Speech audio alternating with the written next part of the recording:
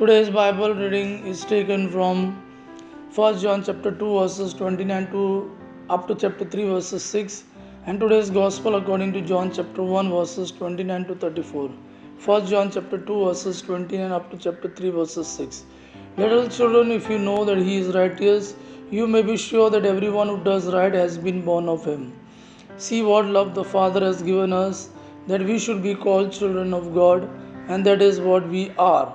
The reason the world does not know us is that it does not know Him.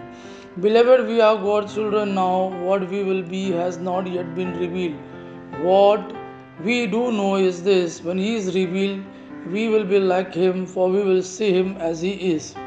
And all who have this hope in Him purify themselves just He is pure. Everyone who commits sin is guilty of lawlessness. Sin is lawlessness. You know that he was revealed to take away sins, and in Him there is no sin. No one who abides in Him sins. No one who sins has either seen Him or know Him. Today's Gospel according to John chapter 1 verses 29 to 34. John the Baptist had given testimony to the priest and Levite who had been sent by the leaders of the Jews. The next day John saw Jesus coming toward him and declared, "Here is the Lamb of God who takes away the sin of the world. This is he of whom I said, after me comes a man who ranks ahead of me because he was before me.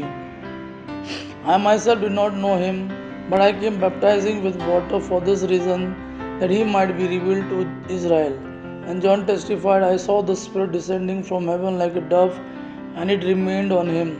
I myself did not know him, but the one who sent me to baptize with water said to me, 'He on whom you see the Spirit descend and remain is the one who baptizes with the Holy Spirit.'